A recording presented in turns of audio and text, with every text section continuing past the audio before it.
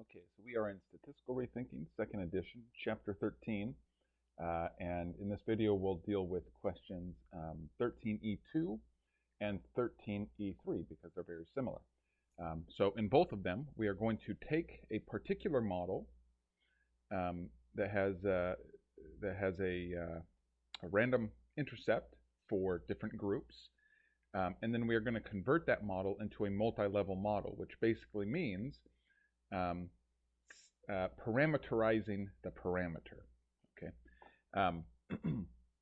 So in the first model here, we have a binomial model, and in 13E3 we have a normal model. All right. So so let's go through 13E2 first. So this is the model that we're meant to modify in some way. Okay, and so we'll just go line by line and see how this gets done. All right, so so we maintain our Bernoulli distribution, our binomial with n of 1 for both of these. Okay.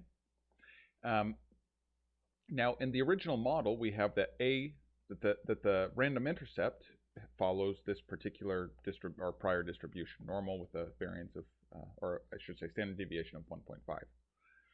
In our multi-level model, we take our random intercept, and we are going to make it a normal distribution, but now we parameterize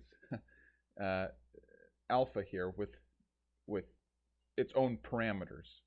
Okay, so we're parameterizing alpha with alpha bar for the mean value of alpha, and sigma alpha, or subscript alpha. Okay, and then of course those guys, they get their own prior distributions. All right. So I want to also maybe show how this looks in code, or at least in the rethinking code, and also show the difference in what the two models expect. In other words, we're going to look at the prior distributions that are implied by these models and see how they differ. Okay, so the first thing that I'm doing is creating some fake data that we actually won't even use because we're just going to look at the prior. This is just to make the model run, and I'm sure that there's a way to not even have to pass data to the model. I just didn't want to spend time figuring it out. So really this is just a little bit incidental. All right, so here we have our first model, right, which should correspond exactly here. Okay. All right, so we have logit p, and then we have the linear model, and then of course alpha, or A, gets its own prior distribution. Okay, so on and so forth. Right, and so I ran that model, and you can see I ran that. And now we have the modified model, or MM. And now notice that alpha here, our parameter alpha, has been further parameterized, right, with A bar and sigma A, which of course get their own prior distributions. All right. So I ran that model. Okay. And let's come down here.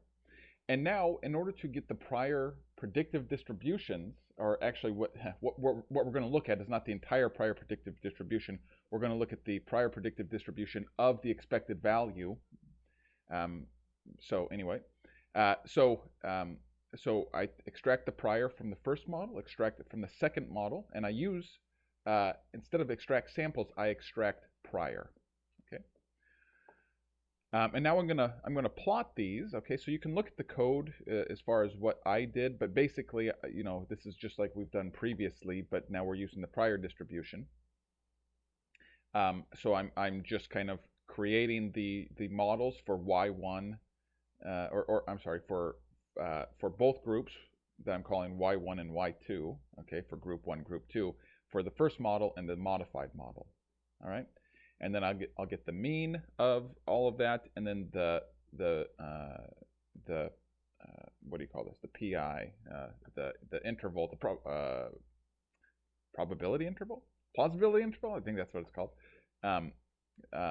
For for the mean values for both models, for both groups. Okay, and then I plot these. Okay, so this is what the overall plot looks like, and it's a little bit of a mess, but you can see the key feature here. Okay, so so let's just look at this really quick. So one of the models is plotted in blue, and the modified model is plotted in red, and so they kind of mix and kind of give this purple color. Now, when we look at the expected values for everything, so there's solid lines and dotted lines referring to group 1 and group 2 for the two models, okay, and they're basically identical, and that's fine. But the important part to show here is that when we have the modified model, in other words, when we parameterize a parameter, right, as you might expect, we're introducing more uncertainty into the model, because not only do we have uncertainty about a parameter, we have uncertainty about the parameter of the parameter, right? So there should be more overall uncertainty, okay? And you can see that because the red PI here, credibility interval, overlaps, at least, or very much so in the middle here, overlaps the probability interval for the non-modified model, for the non-multi-level model, okay? And that's as you would expect.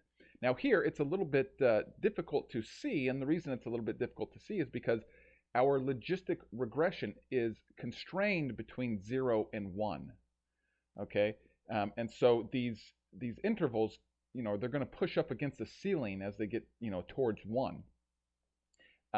So really only at about the most uncertain value, you know, around 0, do you know, this middle value, do you see the overlap really obviously?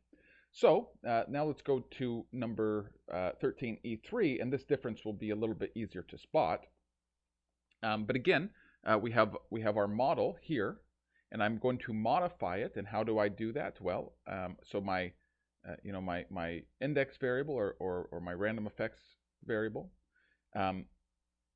in the initial model has its own has hard-coded values for the prior, and all I do is I parameterize these values instead of keeping them at 0, 5. Okay, and so that's what I've done here. Okay, so here's alpha, right? And so now I'm parameterizing not as 0, 5, but as alpha hat sigma sub alpha, and then those get their own prior distributions. Okay. So once again, I'm going to run the non-modified model and then the modified model, and so again you can see how I've done that in the code. I won't reiterate here just because you've kind of seen the you know, the gist of it in the previous question. Okay. But we have the two models; they're both ran, okay, and then we extract the prior from both of them, okay. And then I'm going to plot the consequence of all of that. All right, and so same thing. So you see the mean, or the expected value of the expected value, I guess, by these, you know, dotted and solid lines. But now notice what happens to the credibility intervals. You see that now that we're not constrained between 0 and 1, you see that the multi-level model, its interval here very much overlaps on both sides the interval presented for the non-multi-level model. And again, this is because when we parameterize the parameters, we are introducing more total uncertainty into the model, so or more flexibility. That might be another way to think about it. Okay. So anyway, we will call that good.